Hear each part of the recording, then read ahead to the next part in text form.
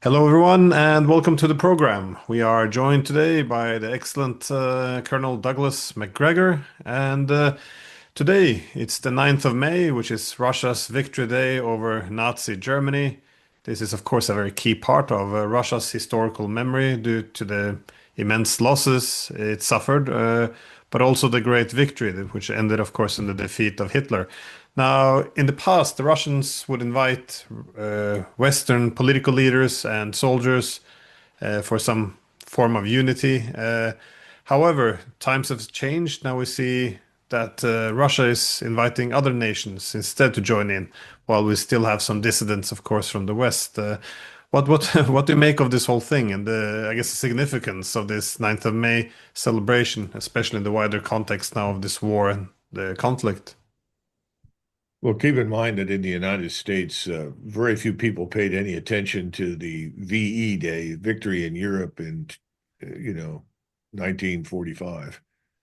There just wasn't much attention paid to it. That doesn't mean people didn't pause to remember the war itself, but it doesn't play the same role. And I'll be frank with you, the surrender of the Japanese in August of 1945 was probably far more significant in most American minds. And that has to do with the fact that we were directly attacked by the Japanese. And that let's not debate, how that came about, but nevertheless, it happened. And that's something that had a permanent impact on Americans. So that particular celebration, I think, will hold far more significance for many. Got to remember that in the United States, no one was really interested in going to war against Germany in World War One, and we were sort of dragged into that illegitimately, and we regretted it. And afterwards, there was a tremendous movement to stay out of any future European war. It turned out that the bombing of Pearl Harbor was the critical hook that FDR had been looking for to get us into the war against Germany. So, Eisenhower used to express his frustration all the time when he would see American soldiers, and he would, do you hate Germans yet? And of course, the kid stood there and said, no, sir. If you look at most of the people who were in the army, I would say at least a third to half of them were of German ancestry. So, that is kind of ridiculous. But, finally, the hatred was stirred up by the discovery of concentration camps. But even that, I don't think lasted very long in terms of hatred towards Germans. So, I think for the Soviet Union, that was their great moment, even though their losses were horrific and, in my judgment, far beyond what was necessary. But Stalin didn't care how many millions of people he sacrificed. And the bad news is that the victory is not understood in a proper context in Russia. They don't understand there was never any real fundamental de-Stalinization, contrary to popular belief. And there are still people over there that think Stalin was this strong man that got things right. I mean, it's incomprehensible, but you know that from your time in Russia. So I think the Russians now use this as an opportunity to show unity with those people that they think agree with them. And obviously, China is a big part of that, and the Chinese suffered terribly under the Japanese. And no one disputes that. That was, beyond anybody's wildest imagination. So it makes sense that the Chinese would be there. Everyone else, to be polite, shows up because they want to do business with Russia. There's certainly no reason why we should not show up to do business with Russia, in my judgment. That doesn't mean that you are celebrating communism. I certainly don't and never did. But it's a national event for them. It's important for them, and we should show them respect and understanding. But we won't. I mean, that's obvious. Well, there were some media reports, but they were well contested, or if not, well, argued to be false, that Trump at some point was considering going to Moscow. Again, I'm not sure if that was real or not.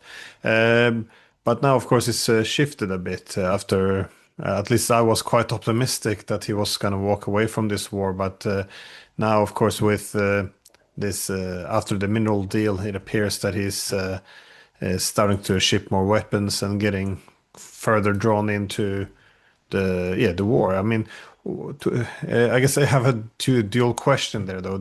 This mineral deal, how significant is it? And as a result of this, do you see this as becoming Trump's war now, or we're not quite there yet? I think it's Trump's war simply because he was foolish enough to be drawn into it. Uh, if you listen to Trump during the election and in the immediate aftermath of the election, he was saying all the right kinds of things. But very shortly thereafter, he was besieged by people who convinced him that I think of several things. First of all, you can't do anything, President Trump, unless it looks like a win for you. In other words, if you're going to go sign an agreement, it has to be a win for you. Everything has to be a win. Everything is seen as a contest in the private sector sense. This is a real estate salesman. So he sees everything as I've got to win. I can't lose.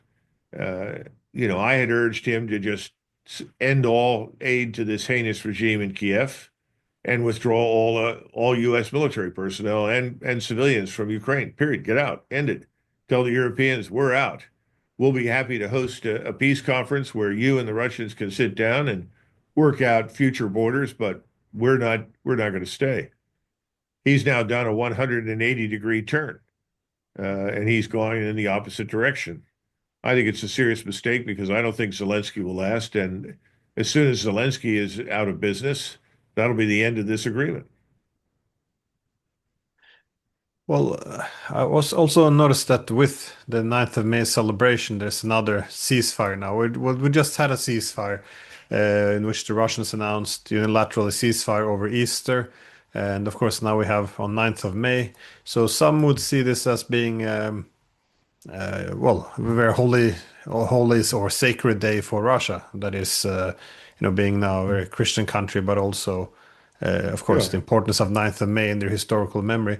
Or do you see this as being a test run for proving that there is a possibility to end this war? That not a taste, but testing out the waters, whether or not the opponents, that is the Europeans, Ukrainians, and Americans, are actually interested in pursuing further peace. I think President Putin has made it very clear that this war is going to end on the terms that Russian military power impose. That's his view. He said it will be dictated by the logic of the battlefield for all intents and purposes, and I think he's right.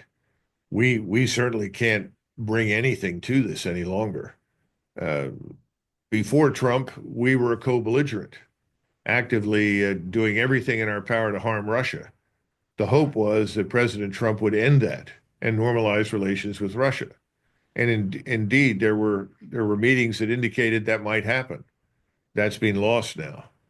And as a result, President Putin spoke to the business community in Russia a few weeks ago and said, forget the sanctions, forget the problems with the West. This is not going to change. So we are going to look elsewhere. And that brings in, the SEC and the BRICS and so forth. In other words, there are other people we're going to do business with because the West is just not a reliable partner. Now, that doesn't mean that that will never change. I think he's a smart man and he knows that Europe is in great turmoil. How much longer can these confused Germans wander around in darkness in Berlin? I mean, the government there with this man Merz, who could not become chancellor, and I think that's a blessing, they are engaged in national suicide. That will end. And the only people that are opposed to national suicide in Germany are the AfD. And I think that's the right position, by the way, for them to take. But the left has done everything in its power. The Soros dominated elites running the show in Western Europe. They're all trying desperately to portray the AfD as a national German party, as a throwback to National Socialism. I don't think that'll work much longer. With every passing day, AfD becomes more powerful because the average German sees that his country is being destroyed. Eventually, it will be stopped. I think you will eventually see tremendous change in France. I think it will come to England, and then it will spread elsewhere. We've already seen, changes come about in many countries. You've got Fico in Slovakia, you've got Orban in Hungary. These people were always very sober-minded very early on. I think that's going to spread. I think you're going to see change in the right direction in Poland. People there are looking at the West and as I call the globalist elites, funded, educated, socialized, and created by Soros as the real threat to civilization on the European continent. So, but unfortunately, I don't see us playing a major role. I think we've marginalized ourselves.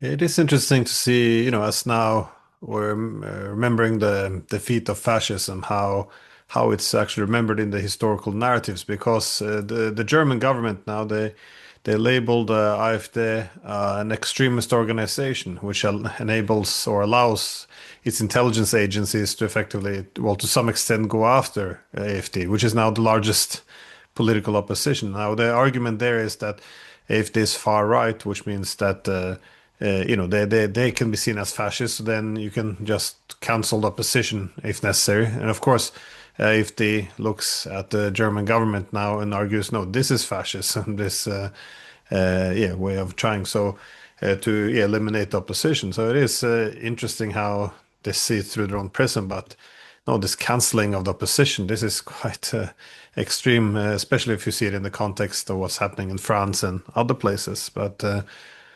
again, yes, you're a professor and you teach these things at the university. The word fascism is derived from Latin, and it's has its roots in Rome.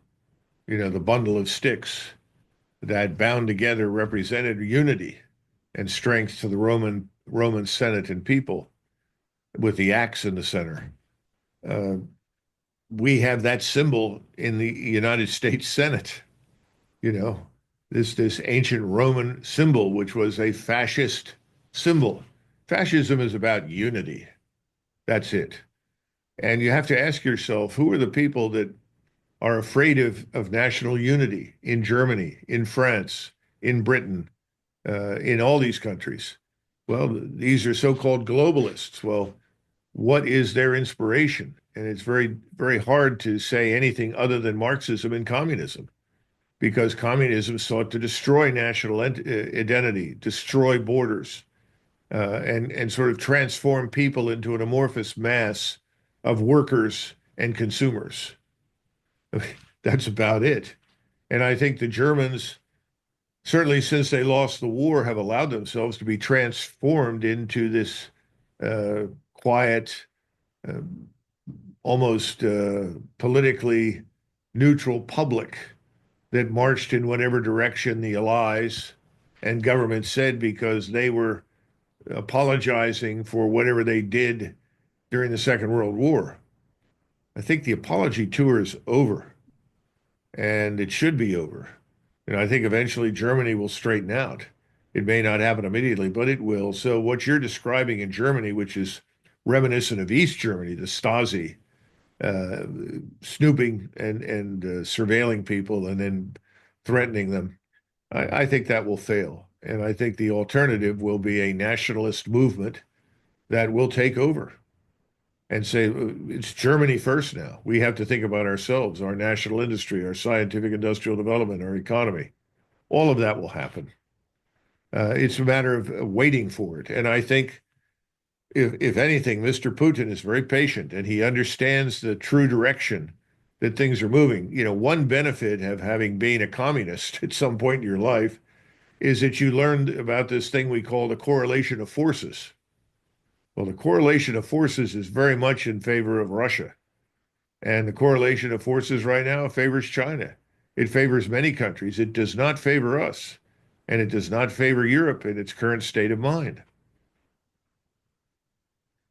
yeah, this is the frustrating part here, though, because more and more people recognize that the war is lost, yet there's no one who dares to speak of peace. This is they're openly talking about now the prospect of war with Russia, yet to prevent this, no one's reaching for the phone. It's quite remarkable, and I think this is part of the problem, or one of the benefits of having had a recent war would be that the people would have a healthy fear war. Now that that generation has passed away, it doesn't seem our political class fears it much at all.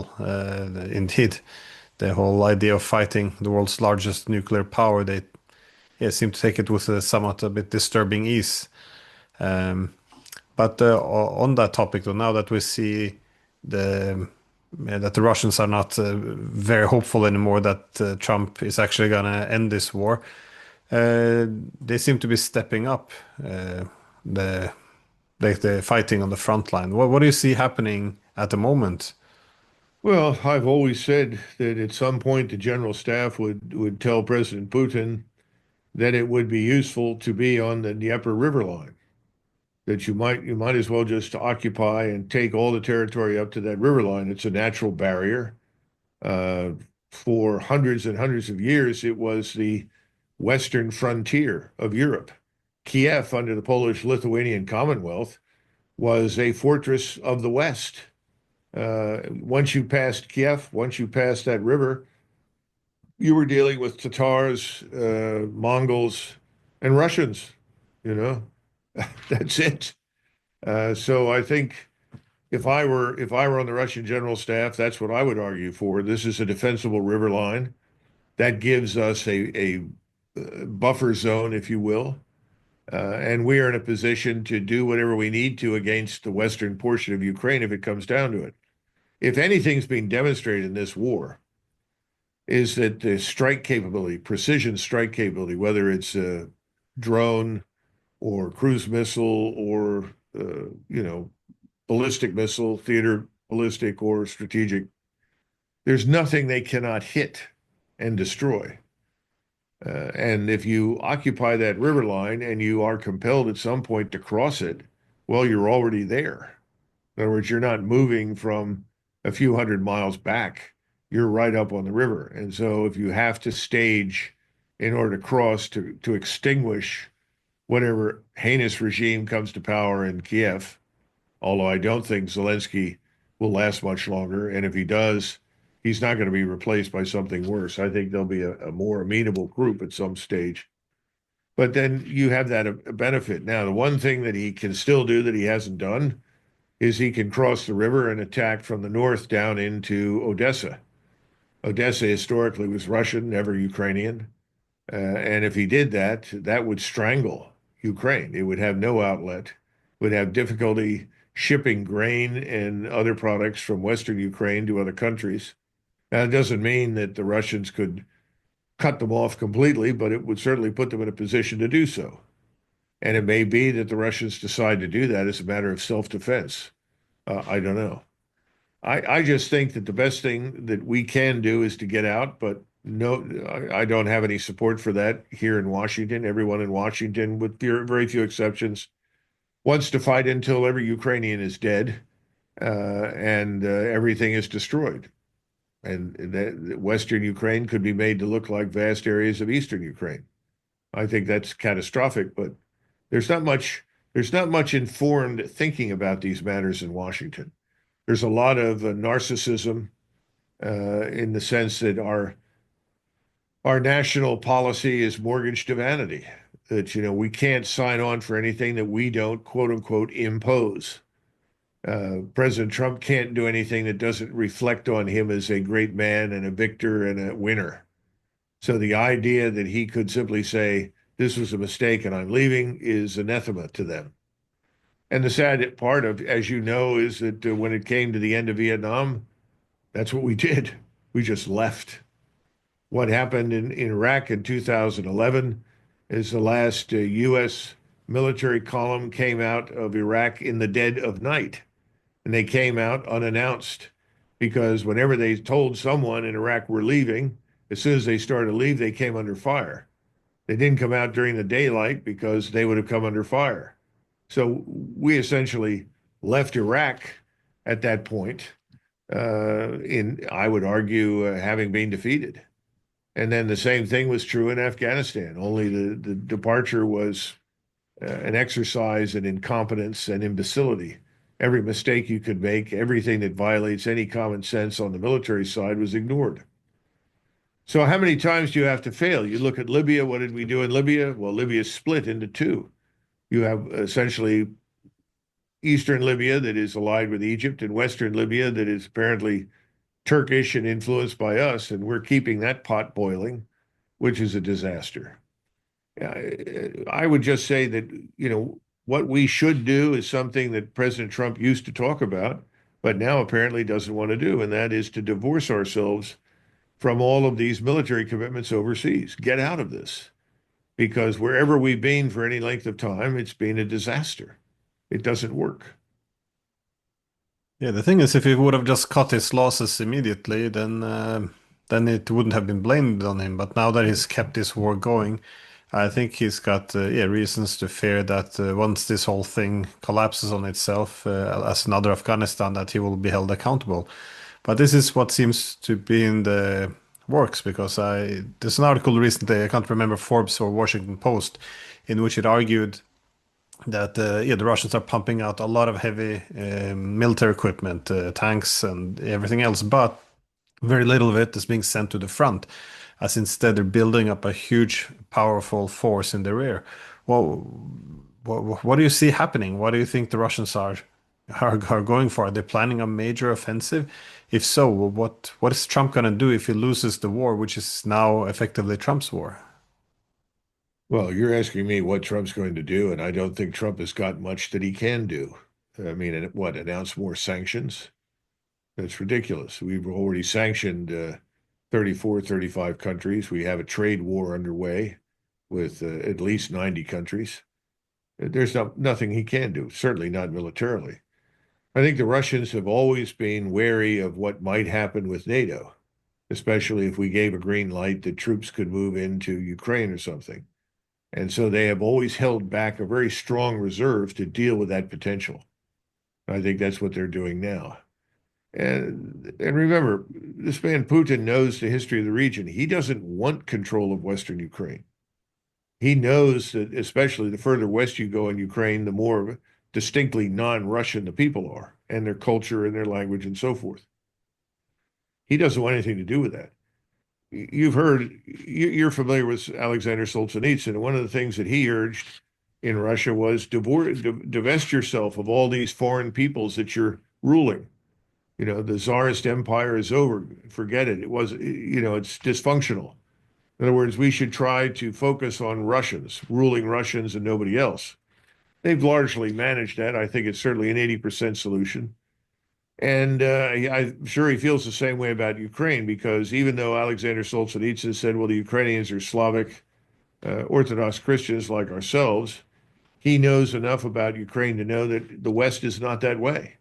What used to be called Galicia and Ruthenia in the old Austrian Empire, those people are very definitely not Russian and will never be Russian. And he doesn't want to force that. So I think he understands the dynamics very, very well. He also is a patient man. I think he'll continue to exercise patience. Patience has paid off for him. He's sustained very few casualties compared with his predecessors. I've never seen, looking back on Russian history, any single Russian leader that was as concerned about Russian loss of life in a war as he is. And that's not a weakness. You listen to all of the generals, retired generals that have been telling us for years, Ukraine is winning and the Russians are losing. Uh, they say, well, that's because Russia's weak. Russia's not crossing the Dnieper because it can't. Well, that's not true. And I think that we're going to watch a number of things happen over the next month or two. And I would not be surprised if the whole picture changes quite suddenly. I don't think that Zelensky is going to survive this. And contrary to what a lot of people think, the public opinion on the whole in Ukraine wants an end to the war. The people suffering most have said, we've had enough, but they're not allowed to have an impact. And that, of course, is because the Ukrainian secret police will show up and you too can end up with a bullet in your head.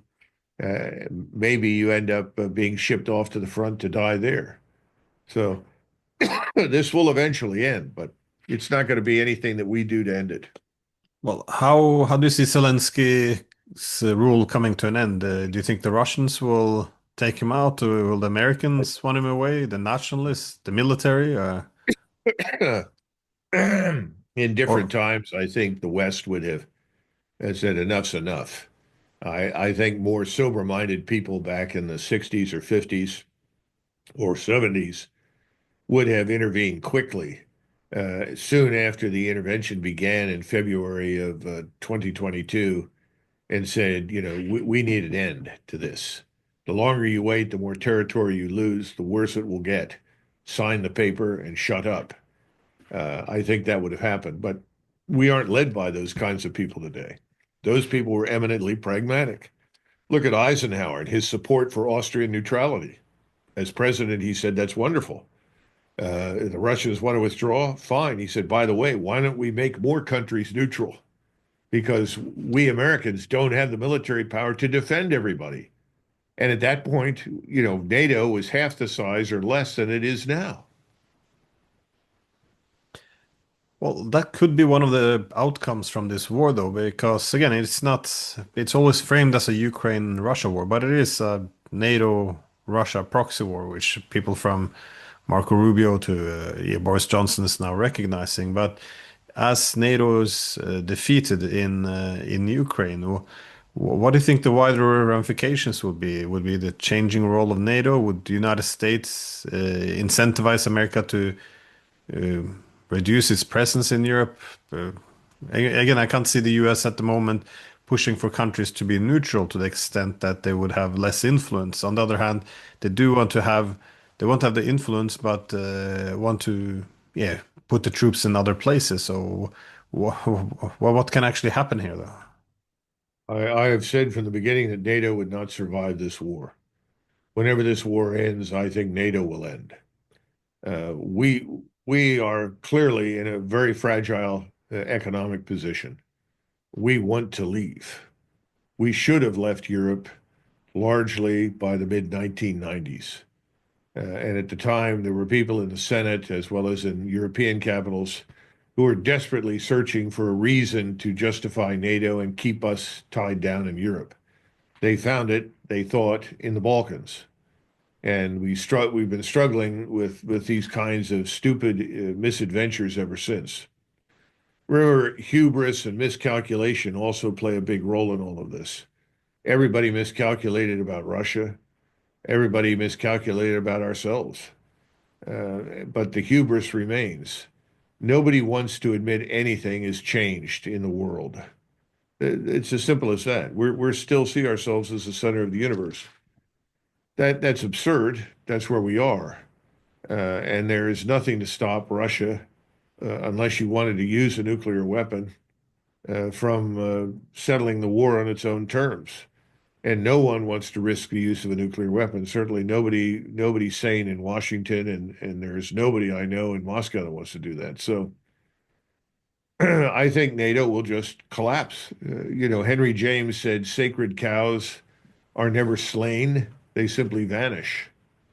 I think that's what will happen with NATO. We'll wake up and it's effectively gone. I don't think the EU is going to make it either. And remember, and you're a European, the way the world looks from Oslo is very different from the way the world looks from Rome or Madrid or Athens. And trying to hold this conglomerate to get together is just an unrealistic expectation. It's unnatural. It's exclusively a product of the Cold War. Well, on the topic of countries seeing the world in a different way, and also in the context of this of the 9th of May celebrations, I see that the defeat of fascism is used in different ways. I mean, in Europe, of course, we present Putin as the new Hitler constantly, but in Russia as well, they evidently link the current war, the proxy war with NATO, to this. To the Second World War as well, in terms of fighting fascism, and of course, these huge Western forces, as it wasn't just Germany who invaded the Soviet Union. But more recently now as well, we saw the Chinese making a comment. Xi Jinping made a comment which appeared in Financial Times, where he compared the United States actions in the international system as well, he compared it to Hitler's armies. How do you see?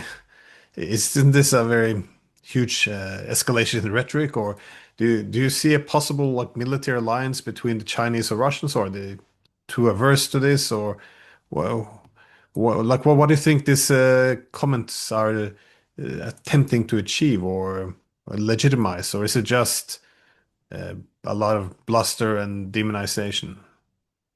Well, the Nazi nostalgia in Ukraine is real. The history of Ukraine is very complex. Millions of Ukrainians were murdered between 1929 and 1932 under Stalin, under communism. And the NKVD officers who carried it out went to the prisons to recruit people to help them do it. The Ukrainians have not forgotten that. And that was arguably a larger loss of life than we saw in the Holocaust with the Jews. Uh, these areas have long histories, long memories. So the Russians look at this, they see Nazi nostalgia and Nazi symbols, and they're horrified. For many of the Ukrainians, and let's be frank, for most of the people in Eastern Europe on any given day, if they had a choice between Nazism and communism, they did not choose communism. But that's not part of the narrative in the East.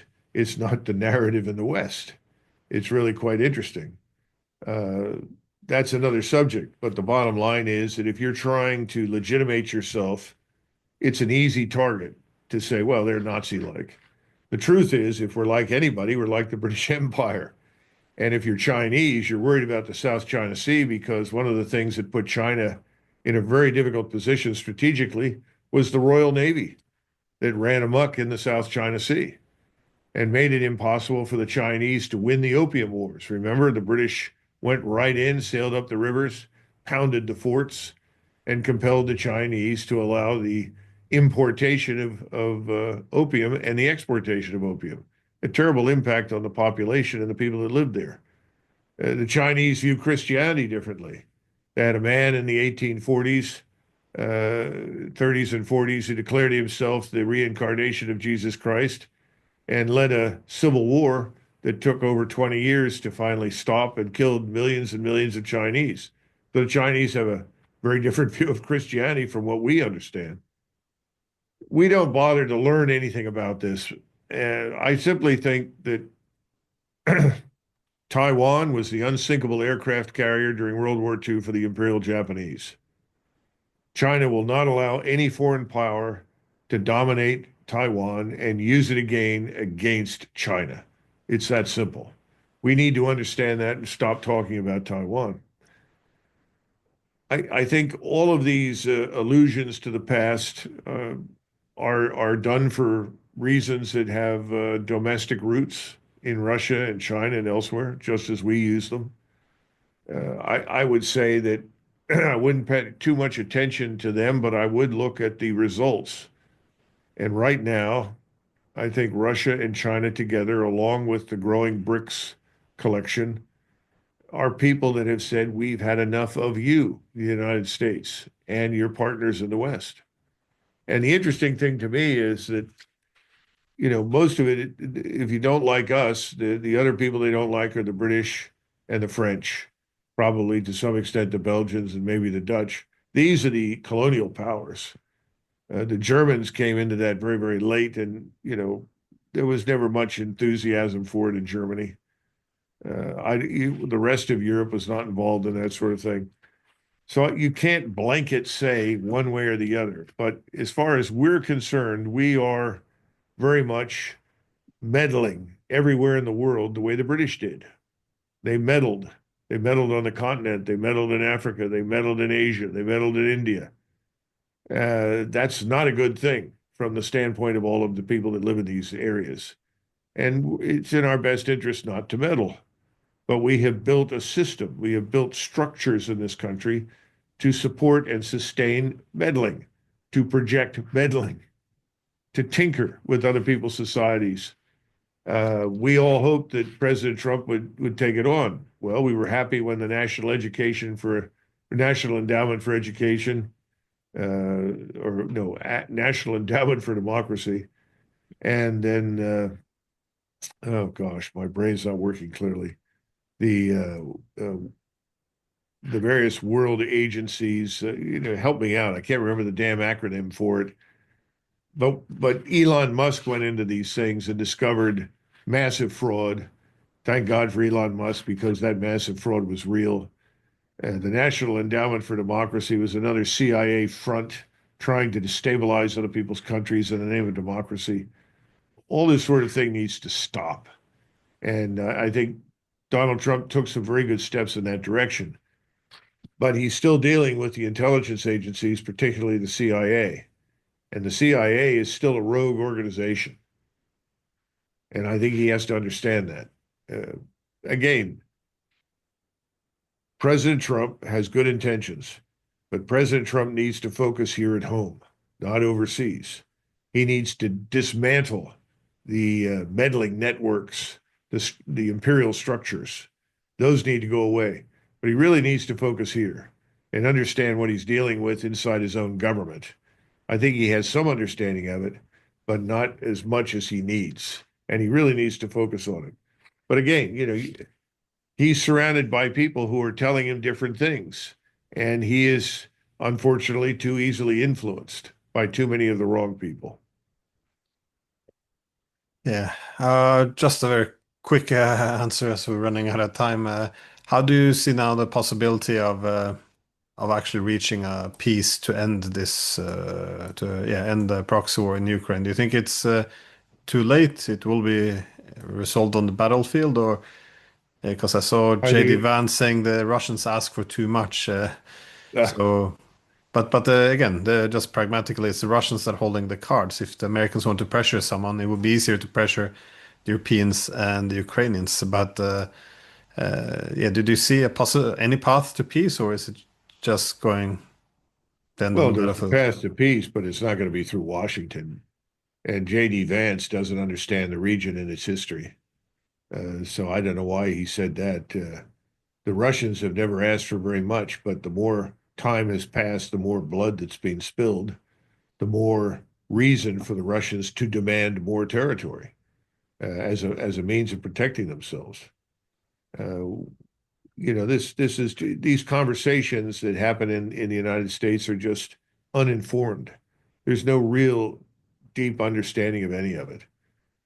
That's the problem. I don't know how you fix that. We do not have a core of professional diplomats that have spent their lives learning other languages, living in other countries, and understand all of these dynamics. What we do is we've bred a core of meddlers who think it's their God-given right to crusade for some notion of democracy, which is utter nonsense, and that has caused enormous trouble. You would have thought that the 10-year disaster in Vietnam would have sobered us up, but apparently it didn't. It's a self-perpetuating industry in this town or in Washington, D.C. So I think it will end, but it'll end on Russia's terms. We won't have much to do with it. But the Russians, again, Mr. Putin is not a stupid man.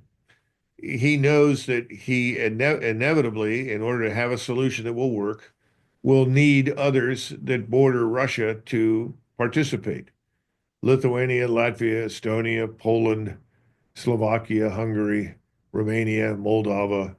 At some point, they will have to be brought in and sign on for whatever solution is reached. And I think he understands that. The bigger issue for us right now is clearly what's going on in the Middle East. And I think President Trump wants to avoid a war with Iran, no doubt in my mind. But can he? Because Mr. Netanyahu is desperately interested in a war because he sees this as the right time and the right opportunity because he has control of the House and the Senate in the United States, and he controls much of national policy. The fact that Donald Trump and he don't like each other doesn't really matter very much. Uh, Nobody likes Netanyahu. He's an arrogant sociopath. But the billionaires that constitute the backbone of AIPAC, the American Israeli Political Action Committee, they have enormous power over the White House and President Trump. So let us say, what I worry about more than anything else is not that we will start a war with Iran, but perhaps Mr. Netanyahu marches quickly into Gaza to butcher the remainder of the population, and President Sisi in Egypt says we can't tolerate that and sends in the Egyptian army. He will probably be supported by the Jordanians. And then we will see this war spread. Iran has said it will stand by Egypt. What do the Saudis and the Emirates do? They're not going to sign on for the mass murder of the people in Gaza. So the real question at that point is, what do the Turks do? Erdogan has tried to play both sides to the middle. But when this commences against Egypt, if it happens, as I think it will, and the Israelis then go to war with Egypt, it will be impossible, I think, for the Turks to sit it out. I think that's when you get your regional war. Now, the other possibility is Mr. Netanyahu decides to simply attack Iran, period. Boom. That will start a regional war. But Mr. Netanyahu is fairly confident, and probably is right to be confident, that whatever he does, we will back him. That's the problem. Like, I just got back from Iran this morning. I would love to speak with you about what's happening there, but I guess we're gonna have to do it some other day. So, yeah, thanks again, Colonel Macgregor. It's fascinating.